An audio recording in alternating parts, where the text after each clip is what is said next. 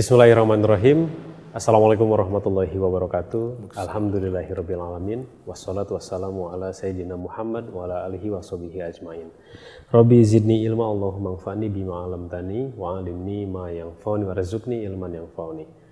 Ikhwan akhwat yang dirahmati Allah Subhanahu wa taala, pendengar dan juga pemirsa Radio Silaturahim dan Rasil TV untuk Islam yang satu, dimanapun Anda berada yang dapat mendengarkan dan juga menyaksikan siaran kami, semoga kabar Anda dalam keadaan sehat walafiat. Senang sekali saya Angga Aminuddin dapat kembali menyapa Anda, Ikhwan akhwat. Kami hadir dalam acara Bincang Inspirasi. Insya Allah tamu kita di kesempatan kali ini bukan yang pertama, karena sebelumnya kami sudah pernah menyiarkan ceramah beliau di acara Mimbar Hasil, dan kali ini kami akan menghadirkan kembali tausiahnya, perbincangannya bersama salah satu tamu yang istimewa gitu ya bagi Rasil. Ikhwan akhwat, Bincang Inspirasi kali ini kami menghadirkan Bapak Dr. Haji Engkos Kosasih LC.MAG. Assalamualaikum warahmatullahi wabarakatuh. Waalaikumsalam warahmatullahi wabarakatuh. Gimana Ustaz kabarnya? Alhamdulillah sehat Kak Angga. Sehat ya. Selamat datang di Bandung nih. Baik. Dan di Jadi, sekretariat. Ikhwan akhwat, sekarang saya sedang berada di sekretariat pimpinan wilayah Persatuan Umat Islam Jawa Barat, Ya, betul. di Bandung gitu ya. Makanya kalau lihat Ustaz ini atributnya sudah hijau-hijau begini ya. Tapi hijaunya bukan lambang Ka'bah ya. Bukan. Ada tulisannya PUI. Ada PUI ya. Iya, Persatuan Umat Islam. Jadi Ustaz di PUI Jawa Barat mulai aktif dari tahun berapa Ustaz? Sebagai kader tentu sejak usia SLTA sudah bergabung ya. Iya. Waktu aliyah, juga waktu di Mesir, di Al-Azhar, dan ada amanah sejak Mei 2016 kemarin. 2016 kemarin. 2016. Saya sebagai ketua wilayah Jawa Barat. Jadi sebuah amanah khidmah yang ya berat sekali bagi saya karena PUI ini sudah hampir 1 abad lamanya. Ya, dengan pendirinya adalah Abdul Halim Mahmud dan Ahmad Sanusi. 2 tokoh Jawa Barat yang menyatukan potensi umat, yang melihat terpecah belah pada waktu itu sejak zaman Belanda ya. Maka lahirlah PUI, Persatuan Umat Islam. Persatuan Umat Islam. Latar belakangnya dari dua ulama beda tempat nih ya, dari Betul. Yang satu dari Sukabumi, yang satu Ustadz di Ahmad Sanusi, Ahmad ya. Sanusi. Yang satu lagi dari Sumedang. Majalengka. Majalengka. Dari Majalengka. 2 tokoh inilah yang membuat kita berbangga bahwa Indonesia merdeka dengan sumbangsi dari seorang Ahmad Sanusi yang di-backup oleh seorang Abdul Halim, sehingga PUI lahir sebenarnya sebagai ikut membidani lahirnya NKRI. Insya Allah kita sangat nasionalis banget, sangat Pancasilais banget. Pancasilais banget. Tidak harus ada stigma yang macam-macam tentang PUI ya, Persatuan Umat Islam. Kalau sekarang persebarannya kepemimpinan sudah seluruh Indonesia. Oh ya, kalau seluruh Indonesia kita sudah punya 10 PW, pengurus wilayah. Pengurus wilayah ya. Alhamdulillah sudah tersebar dari Lampung, Sulawesi, bahkan Papua alhamdulillah sudah berdiri. Dan perwakilan khusus ada di Hong Kong juga alhamdulillah ada. Kalau di Jawa Barat alhamdulillah 26 Kokab itu sudah ada semua. Alhamdulillah persebarannya sudah lumayan masif tersebar, dan ini menjadi satu isyarat bahwa umat memang menginginkan adanya al-wihdah, persatuan. Ustaz diamanahi berarti untuk satu periode 5 tahun? 5 tahun. Mudah-mudahan sampai 2021 ada inayah, ada hidayah dari Allah untuk bisa membawa islah, perbaikan umat di Jawa Barat pada khususnya sebagai sumbangsih ke Indonesia tercinta. Karena ingat Jawa Barat ini kan paling padat penduduknya. 47 juta. Dalam hajat politik aja menentukan sekali. Betul. Kalau menang di Jawa Barat, insya Allah menang di pentas nasional. Kalau PUI sendiri nih Ustaz ya, itu lebih gerak dakwanya kemana Ustaz? Kita kan sebenarnya lembaga dakwah sosial dan pendidikan. Dakwah sosial pendidikan. Dakwah sosial pendidikan. Dengan dakwah kita mencoba memperbanyak tau'iyah, penyadaran memperbanyak tarbiyah pendidikan, juga taklim, pencerdasan kepada umat. Sehingga 1.300 sekolah dari mulai tingkat dasar sampai perguruan tinggi adalah menjadi laboratorium dakwah kami yang paling besar. Laboratorium yang real untuk benar-benar umat ini maju. Umat ini berkembang menuju apa yang disebut dengan terwujudnya. Kita punya doktrin sampai ada islah tsamaniyah, 8 doktrin, di antaranya islahul mujtama. Bagaimana masyarakat ini bisa diperbaiki? Masyarakat ini bisa dibina, disadarkan, diajak untuk menjadi bukan hanya saleh, bukan hanya baik untuk dirinya, tapi muslih, memperbaiki lingkungan sekitar. Makanya kita sebagai organisasi dakwah, sosial dan pendidikan, alhamdulillah, dan ini bukan lembaga politik, sehingga Kang Angga dan ikhwatul iman di berbagai variasi lah pilihan-pilihan politik. Karena juga namanya persatuan umat. Mau mungkin pilihan politik yang kadang berbeda satu sama lain, itu ada hal yang natural. Tapi yang penting adalah bagaimana kita ini i'tisam, berpegang teguh kepada tali agama Allah. Itu saja misi utama, standar ideologi utama di PUI, sehingga alhamdulillah secara fikih, secara politis itu nggak ada masalah. Secara ubudiyah ritual ya sedikit ada variatif. Secara siasi politis juga kadang beberapa daerah terjadi perbedaan. Itu saya kira hal yang natural, wajar, tabi'i, nggak ada masalah. Itu. Maka kita utamakan sosial pendidikan, lembaga-lembaga penyantunan, lalu pembinaan anak-anak duafa dan lain sebagainya. Ini yang membuat kita insya Allah optimis bahwa PUI Jawa Barat bisa memberikan sumbangsi yang konkret bagi Indonesia. Biarlah kami bergerak di bidang dakwah, di bidang sosial dan bidang pendidikan menuju umat yang bisa bersatu dengan memiliki izzah, kemuliaan, dan ya bisa menjadi ambassador of Islam, menjadi mab'uts, ambasador Islam yang terbaik. Dengan ijtihad kita tentu saja yang masih mengharapkan juga bantuan, pemikiran, sumbangsi, tausiah dari tokoh-tokoh ormas lainnya. Karena kita sangat terbuka sekali untuk ada syuro, ada interaksi dengan ormas-ormas lain. Ya. Kalau menyikapi perbedaan dalam masalah mazhab di PUI sendiri, Ustadz dalam menghadapinya bagaimana? Mazhabnya mazhab apa dulu? Kalau fikih, saya kira kita udah jelas ya. Madzhabul arba'ah, mazhab yang 4 itu sesuatu yang diterima oleh masyarakat Indonesia, termasuk oleh masyarakat PUI. Makanya untuk mazhab kita terbuka. Pada intinya mazhab ideologis adalah ahlus sunnah wal jamaah. Kita juga adalah ahlus sunni dengan ahlus sunnah wal jamaah dengan doktrin dari Asy'ariyah, dari standar Indonesia lah. Kita meyakini sifat Allah yang 20, ya Allah wujud, qidam, baqa dan lain sebagainya. Tapi secara fikih kami membuka diri, walaupun mayoritas PUI tentu Syafi'iyah. Ya, Syafi'iyah karena banyakkan masyarakat kita adalah Syafi'iyah dan kita terima, ya, dengan tetap membuka diri. Selama ada mazhab lain yang mungkin kompatibel dengan satu daerah tertentu, DPD tertentu, silakan saja. Hanya secara sosiologis, secara sosial itu masih banyak Syafi'iyah daripada yang lainnya. Kalau masalah teologi jelas kita ketat. Kalau bukan ahlus sunnah, ya itu berarti bukan bagian dari gerbong ahlus sunnah itu. Ya, makanya kita sangat antisipatif, harus tindakan preventif terhadap aliran-aliran yang bertentangan secara teologi.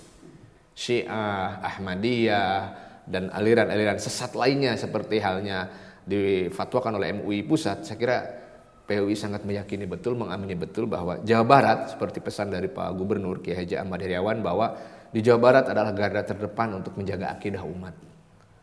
Sehingga kalau kita rewel dari segi teologi lain, Syiah, Ahmadiyah, barangkali ini bagian dari giroh kita bahwa Jawa Barat harus steril.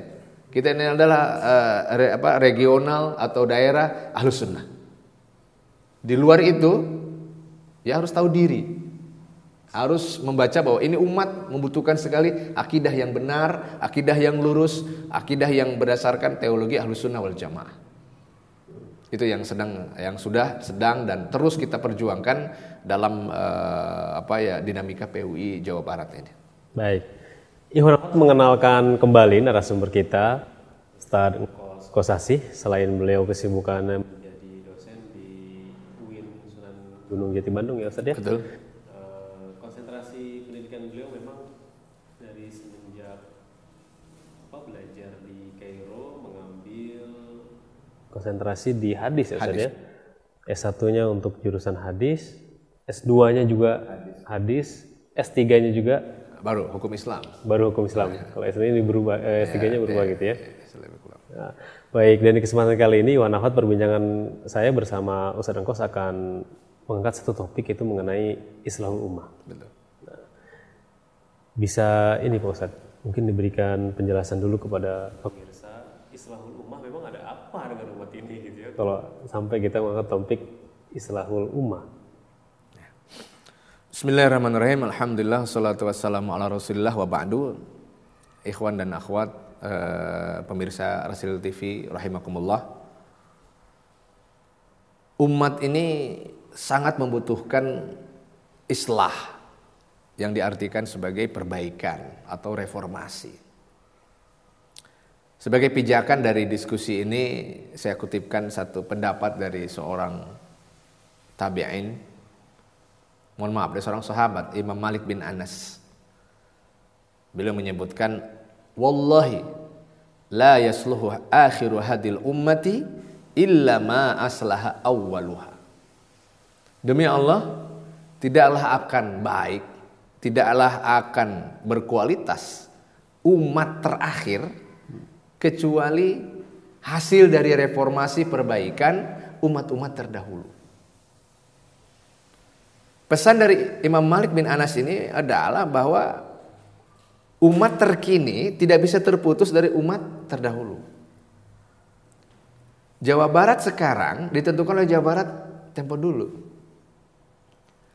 Ketika reformasi di awal periode terdahulu di Jawa Barat bergagal, tidak bisa sempurna dalam islah, dalam perbaikan, maka lihat akhirnya sekarang.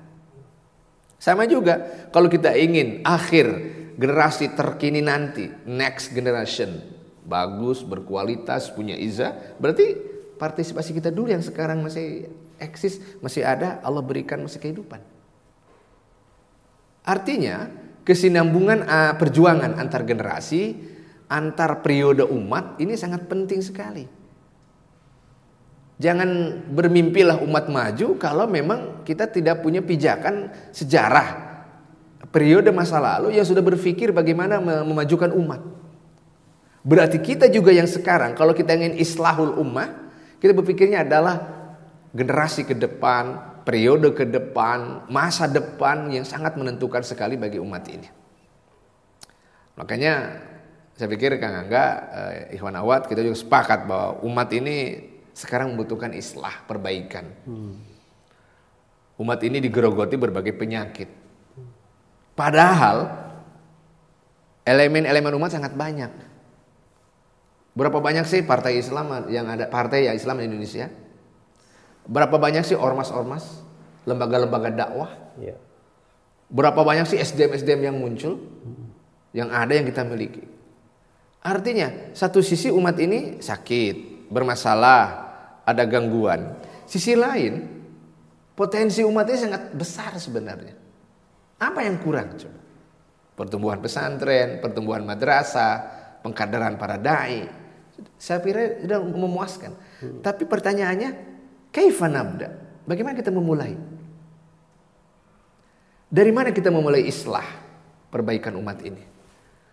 Makanya kami melihat bahwa kalau kita ingin maju, pertama, ibarat tubuh yang ketika terserang penyakit, maka yang paling utama kan diagnosa. Diagnosa terbaik, diagnosa yang paling akurat itu menentukan sekali seorang dokter bisa berhasil menyembuhkan penyakit dari pasien itu atau tidak. Umat sakit, lalu kita diagnosa apa sakitnya? Apakah politisnya? Apakah peradabannya? Apakah ekonominya? Apakah pendidikannya? Atau semuanya? Atau semuanya. Nah, kalau di antara Seorang dokter ketika mengobati, dia sudah diagnosa baik dengan benar, tapi tetap tidak sembuh-sembuh si pasien. Pertanyaannya, ada apa yang salah dengan diagnosa dokter ini? Maka dalam dunia kedokteran biasa terjadi semacam interkoneksi profesi. Ketika dokter umum gagal mengobati sebuah penyakit, ya dia tanyalah ke dokter spesialis. Dokter spesialis A, mata katakanlah tanya. Gagal juga dokter spesialis mata. Jangan tanya lagi spesialis yang lain. Terus. Sehingga interkoneksi antar umat ketika antar dokter ya membuat diagnosa itu nanti lebih tepat, penyembuhannya lebih akurat, maka pasien akan segera sembuh.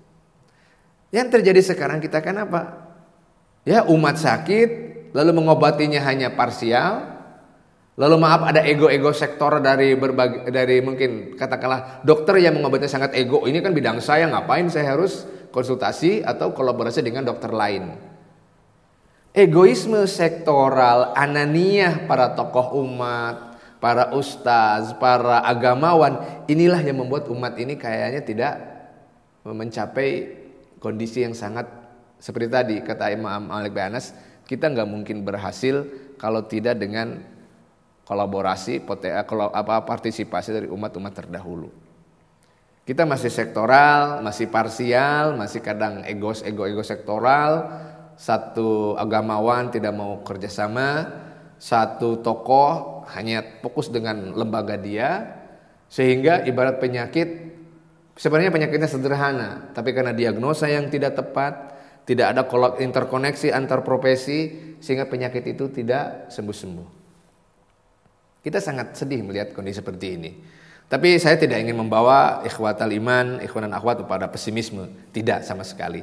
Hanya saya ingin mengatakan bahwa umat sangat membutuhkan islah. Umat sangat membutuhkan diagnosa yang benar. Umat membutuhkan interkoneksi, partisipasi dari berbagai elemen. Agar kita ini menang, agar kita ini berjaya.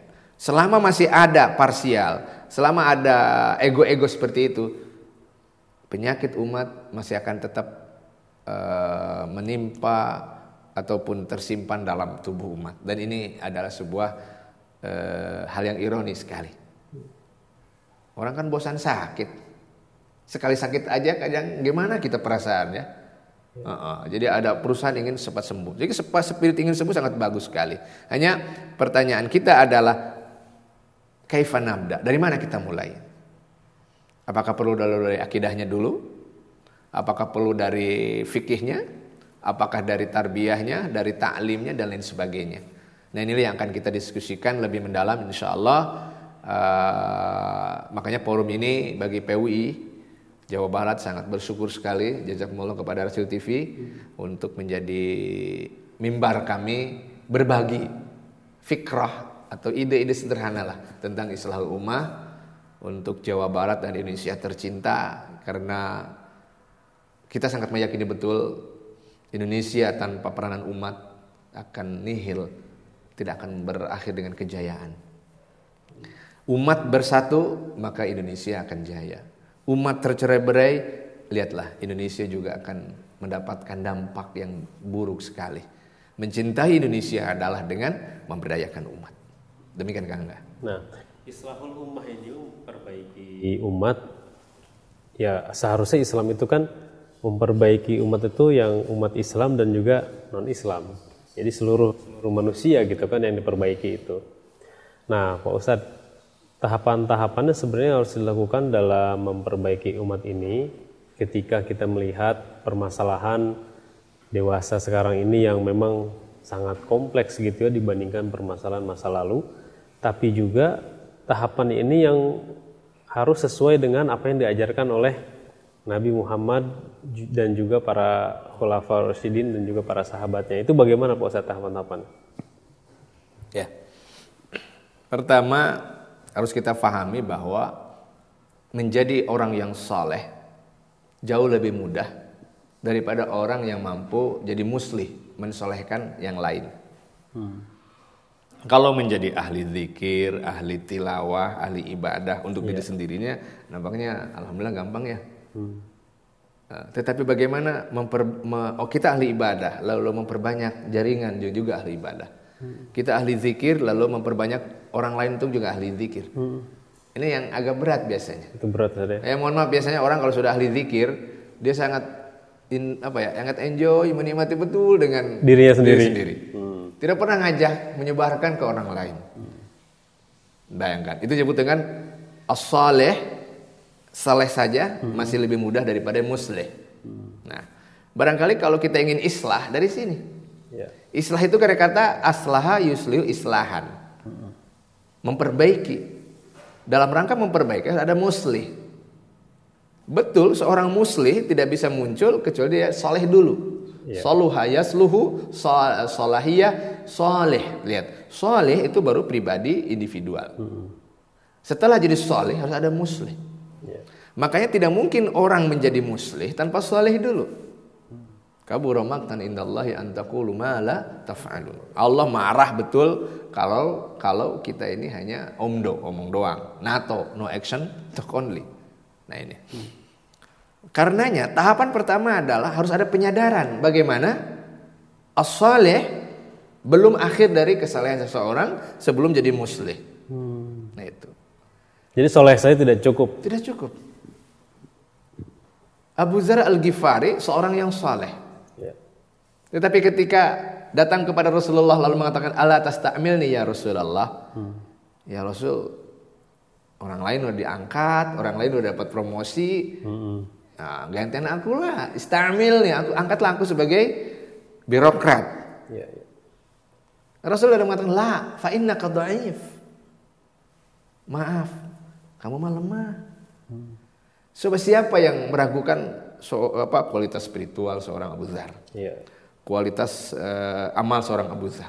Tapi giliran istiqmal, dia menjadi birokrat negara yang berat sekali kan fungsinya.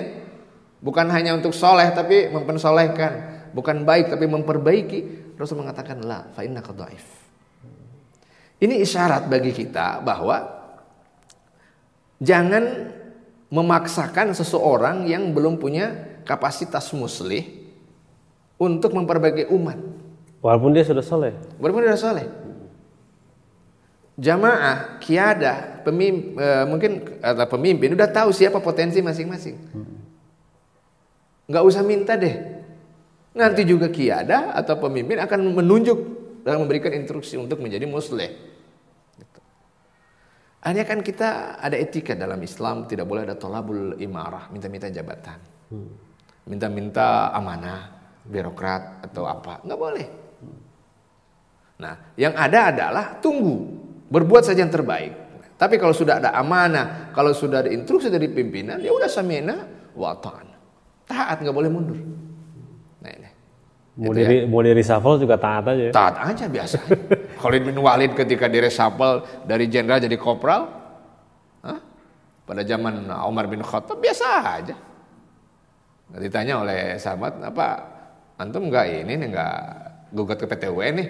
Masa dari jenderal jadi kopral? Ini kan pasal apa kamu? Iya. Loh, aku berjuang fisabilillah, bukan fisabilillah Umar. Nah, coba kalau jenderal di kita kayak begini mungkin aman ya nggak? Aman. Apa namanya tour of duty, promosi itu nggak ada masalah. Sekarang kopral, besok jenderal, ya artinya promosi kadang juga bukan promosi atau mungkin reposisi biasa aja lah. Kenapa? Soleh sudah bagus, muslih lebih bagus. Tapi bagaimana peralihan dari soleh jadi muslih? Tidak mudah begitu saja. Ada tahapan, ada pengkondisian dari seorang pemimpin jamaah. Nah itu. Juga bicara tahapan, kalau bicara konsep tarbiyatul ummah, tentu tahapan-tahapan ini melalui 4 langkah ya. Kalau ingin mencetak muslih. Pertama adalah sebenarnya ada ta'wid, pembiasaan. Ta'wid, pembiasaan ya. Awas bukan ta'awud nih. Kalau ta'awud beda lagi. Ini ta'wid biasa. Seorang Ubaidah ketika akan jadikan jenderal pada usia muda, sebenarnya kalau dipersiapkan dulu. Sejak kecil, sejak ABG sudah disiapkan. Muhammad Al-Fatih tidak ujuk-ujuk jadi jenderal kan, Iya. tapi juga dipersiapkan sejak usia TK-nya, usia Betul-betul ABG-nya, dilatih ya. dilatih. Tadrib. Ini takwin pembinaan dulu. Nah kita kadang anak-anak kita tidak biasa dibina dulu di tempat dengan pembinaan yang keras, pembiasaan yang keras. Oh, apalagi sekarang budaya instan ya. Udah instan, apa-apa tinggal Google, tinggal segala macam. Oke. Yang kedua tentu ada selain pembinaan adalah ada qudwah, role model. Anak-anak itu kan gampang lagi meniru kalau ada role model. Iya. Giliran ada artis K-pop yang populer Korea, kan langsung anak muda itu follower, ngikuti segala macam, segala tindakan dari si tokoh selebritis itu. Tentu kita juga harus punya role model, qudwah. Nah, setelah ada qudwah, baru di sini ada yang disebut dengan husnus suhbah. Kira-kira lingkungannya mendukung nggak si anak itu untuk menjadi seorang kader hebat di masa depan? Lingkungan yang bagus untuk jadi seorang muslih, jadi orang reformer, ya. Dan yang terakhir al-isti'anah billah, hidayah itu milik Allah. Sekarang kita udah didik anak ini ya, sudah dibiasakan, sudah diberi role model, sudah lingkungan yang kondusif. Tapi kenapa ya? Kok gagal ini? Oh iya. Nggak jadi qaid, nggak jadi komandan, pemimpin.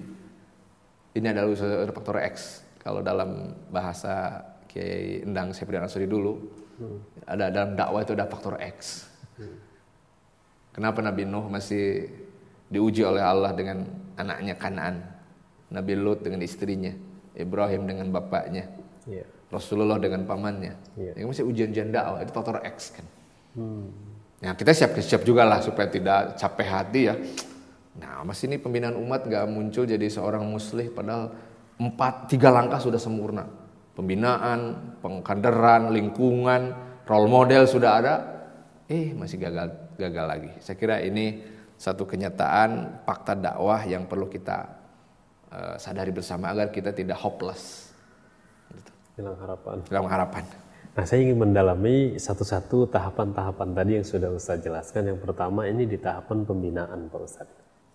Pembinaan ini unsur yang ideal di umat Islam itu harus ada siapa saja.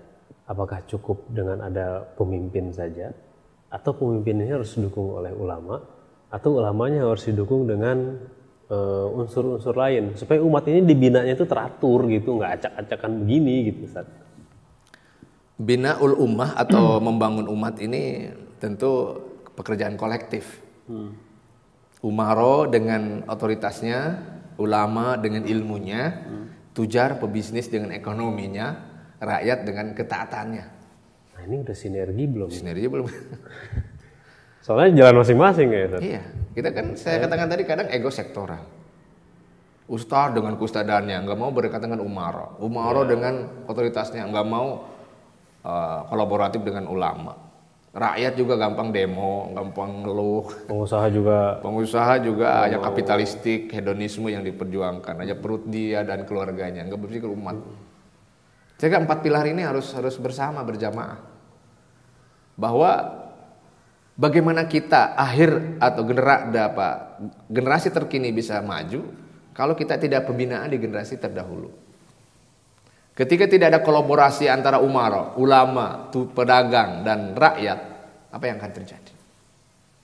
Berarti di sini adalah ada ruh jama'i, semangat kolektif, semangat berjamaah. Kullun ya'malu ala syakilatihi. Katakan ya Muhammad, setiap diri berkarya, berjuang sesuai dengan syakilah. Ini menarik, syakilah itu saya terjemahkan kayak bahasa Inggris skill. Jadi ya skill itu dari bahasa Arab, syakilah, skill. Ya kalau Kang Ang kan skillnya kan presenter di bidang komunikasi digital kayak begini, ya udah skillnya sana. Jangan jadi petani lah, nanti repot. Mikir petani, mikir broadcasting, fokus aja sini, fokus. Jadi pedagang fokus di perdagangan. Jangan jadi berpikir yang bidang lain dulu yang bukan fokusnya. Syakilati. Jadi kalau umaro dengan imarahnya, otoritas kekuasaan, ulama dengan ilmunya, tujar dengan tijarah bisnisnya, rakyat dengan ketaatan dan doanya, maka akan terjadi sinergi kan. Binaul ummah muncul dari sinergi. Seperti itu tadi, diagnosa penyakit ternyata penyembuhan penyakit tidak mudah begitu saja. Ada Pak, obatnya bagus tapi internal diri si pasien menolak. Sembuh nggak? Obat bagus, dari internal juga internal si pasien siap menerima, tapi lingkungan kamar pasien yang tidak mendukung. Apa yang terjadi? Ya tidak akan sembuh. Di sini perlu ada sinergi. Binaul ummah mulai dari sinergi. Nah, dari sinergi inilah melahirkan islah. Yang semua orang bergerak sesuai dengan kapasitas, sesuai dengan skill yang ada. Sehingga kita tidak mubadir tenaga ini. Ya. Gitu. Nah, di tahapan kedua, lingkungan yang mendukung. Sebenarnya sebagus apa lingkungan yang mendukung itu? Kita belajar bahwa ketika lingkungan memang sudah sangat-sangat parah dan tidak bisa diperbaiki, misalkan tidak bisa mendukung untuk pembinaan, kan memang harus ditinggalkan ya, akhirnya hijrah. Ada kata hijrah di situ. Yeah. Itu begitu maknanya bukan, Ustadz? Kalau misalkan hijrah kan berarti kita tidak bisa merubah lingkungan itu untuk membuat pembinaan ya, malah pindah ke tempat lain gitu. Ini masalah sekarang yang faktual yang sedang dihadapi itu bagaimana Pak Ustadz? Kalau kita sebenarnya konsep takwa itu apa sih? Kan orang bertakwalah kepada Allah, takwalah kepada Allah. Itu kata yang familiar ya. Yeah. Kata Umar bin Khattab kan takwa itu adalah orang yang berani menapaki jalan kehidupan nih. Mau jadi dokter, profesional, birokrat, teknokrat. Lalu di sana banyak duri yang berbahaya. Apa yang terjadi? Tinggalkan jalan itu sehingga kita tidak bergerak atau kita hati-hati. Ini konsep takwa yang bagus sekali. Artinya apa? Kita tidak boleh mengasingkan diri dari dinamika, tapi punya kehati-hatian dalam bergerak. Maka hijrah itu sebenarnya kan maknanya dua kan. Yeah. Ada yang fisik dan itu sudah berhenti loh. La hijrata ba'da fatihadza. Nggak boleh lagi hijrah umat Islam. Oke? Yang kedua adalah non fisik ma'nawiyah. Disebutkan wal muhajiru, kata Rasul dalam sabda, wal muhajir, orang yang berhijrah adalah man hajara, siapa yang menjauhi manahallahu anhu, dari segala yang dilarang. Artinya dia seorang dokter. Dia turun sebagai profesi seorang dokter, kontribusi sebagai seorang dokter. Tapi dia tahu apa larangan Allah dalam bidang medis. Dia seorang pebisnis.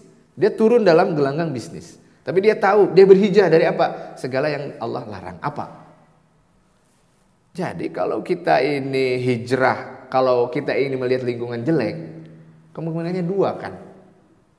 Sanggupkah bertahan di dalam dengan konsep takwa itu?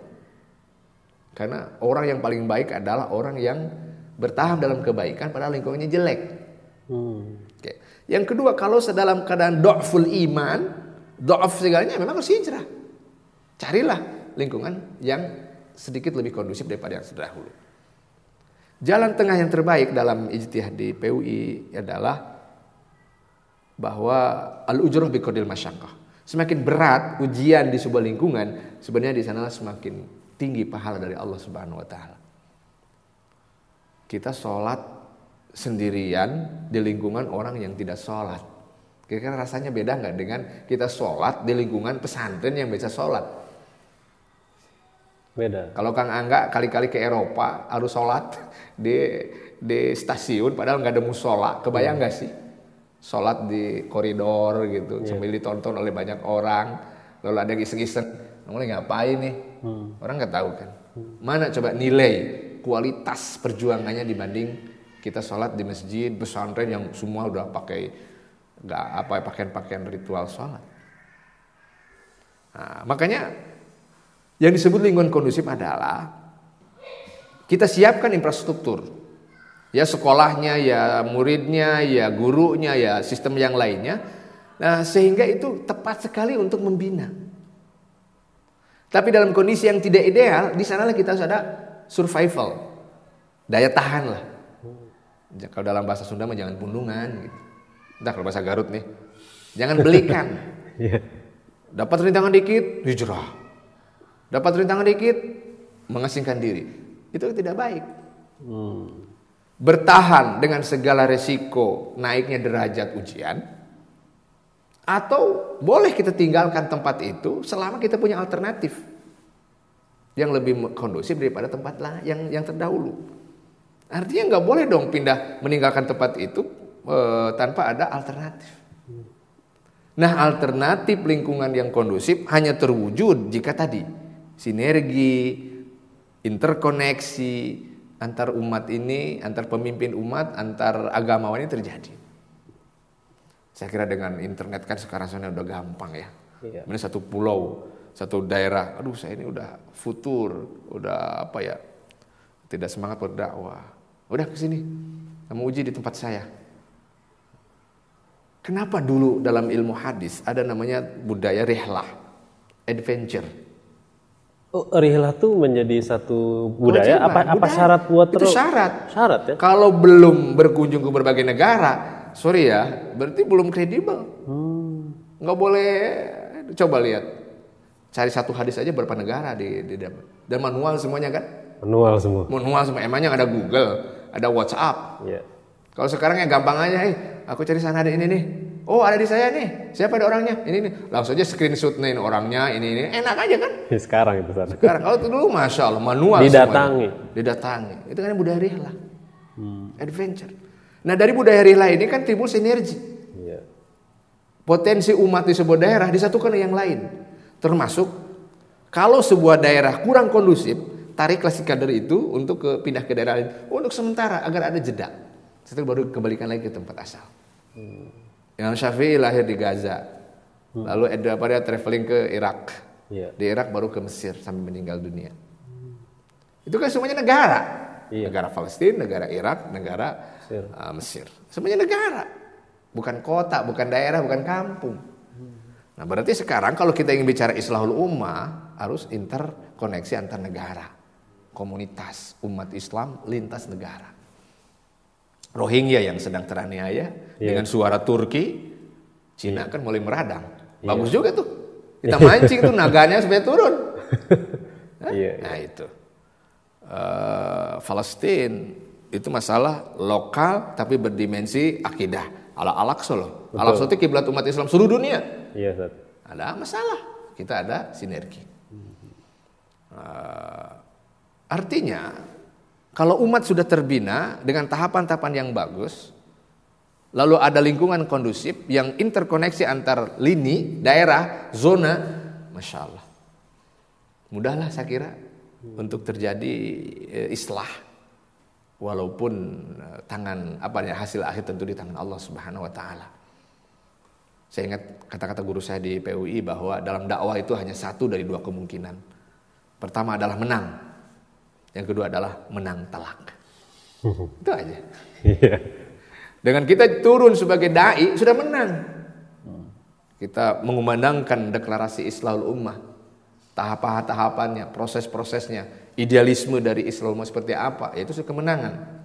Lalu ternyata produk kita diterima, responnya bagus, suara kita diterima bulat oleh umat sehingga perbaikan terjadi, itu disebut kemenangan telak. Mudah-mudahan jamaah Rasil dimanapun jangan pesimis lah. Rohingya betul sedang tertindas Palestina, tapi ini adalah satu proses pendewasaan umat. Iya.